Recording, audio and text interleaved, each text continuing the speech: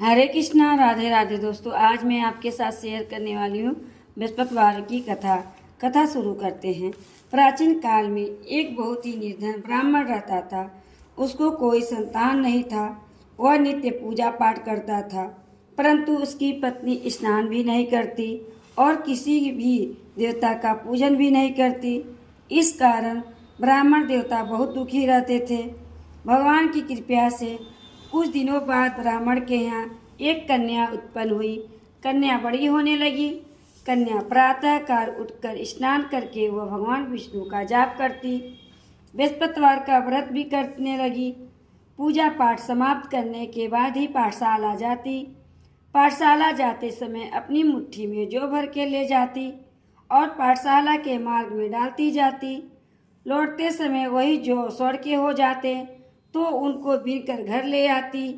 एक दिन वह बालिका सूप में उन सोने के जौ को फटक रही थी। तभी उसकी माँ देख लिया और कहा कि हे बेटी, सोने के जौ को फटकने के लिए सोने का सूप भी होना चाहिए। दूसरे दिन गुरुवार था। कन्या ने व्रत रखा और बृहस्पति देव से सोने का सूप देने की प्रार्थना की। बृहस्पति देव ने उसकी प्रार्थना स्वीकार कर ली। रोजाना की तरह वह कन्या जौ को फैलाती हुई पाठशाला चली गई। पाठशाला से लौटकर जब वह जौ बीन रही थी तो बृहस्पति देव की कृपा से उसे सोने का सूप मिला। उसे वह घर ले आई और उससे जौ साफ करने लगी, परंतु उसकी माँ का वही ढंग रहा। एक दिन की बात है, कन्या सोने के सूप में जब जौ साफ कर रही थी, उस समय उस नगर का राजकुमार वहाँ से निकला। कन्या के रूप और कार्य को देखकर उस पर मोहित हो गया। राजमहल में आकर वह भोजन तथा जल त्याग कर उदास होकर लेट गया। राजा को जब राजकुमार द्वारा अन्न जल त्यागने का समाचार मिला तो अपने मंत्रियों के साथ वह अपने पुत्र के पास गया और कारण पूछा। राजकुमार ने राजा को उस लड़की के घर का पता भी बता दिया।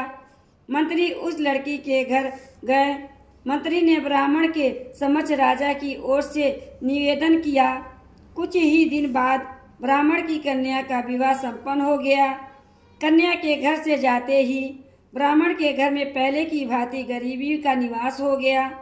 एक दिन दुखी होकर ब्राह्मण अपनी पुत्री से मिलने गए।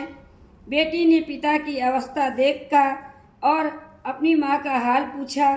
ब्राह्मण ने सभी हाल सुना दिया। कन्या ने बहुत सारा धन देकर पिता को विदा किया, लेकिन कुछ दिन बाद फिर से वही हाल हो गया। ब्राह्मण फिर से कन्या के घर गया और सभी हाल पुत्री को बता दी। तब पुत्री बोली, हे पिताजी, आप माताजी को यहाँ लिवा लाओ। मैं उन्हें वह विधि बता दूंगी जिससे गरीबी दूर हो जाए। ब्राह्मण देवता अपनी स्त्री के पास राजमहल पहुँचे तो पुत्री अपनी माँ को समझाने लगी, हे माँ, तुम प्रातःकाल स्नान आदि करके विष्णु भगवान का पूजन करो तो सब दारिद्रता दूर हो जाएगी। परंतु उसकी माँ ने उसकी एक भी ना मानी। वह प्रातःकाल उठकर अपनी पुत्री की बची हुई जूठन को खा लेती थी। एक दिन उसकी पुत्री को बहुत गुस्सा आया। उसने अपनी माँ को एक कोठरी में बंद कर दिया। प्रातः उसे स्नान आदि करा के पूजा पाठ करवाया तो उसकी माँ की बुद्धि ठीक हो गई। इसके बाद वह नियम से पूजा पाठ करने लगी और प्रत्येक बृहस्पतिवार को व्रत करने लगी। इस व्रत के प्रभाव से मृत्यु के बाद वह स्वर्ग को गई। ब्राह्मण भी सुखपूर्वक इस लोक का सुख भोग कर स्वर्ग को प्राप्त हुआ। तो दोस्तों, यह थी बृहस्पति भगवान की कथा आपको कैसी लगी? अच्छी लगी है तो लाइक करिएगा, चैनल को सब्सक्राइब करिएगा, बेल आइकन को प्रेस करिएगा ताकि आने वाली वीडियो आप तक जल्द से जल्द पहुंचते रहे। अगले वीडियो मिलते हैं। राधे राधे।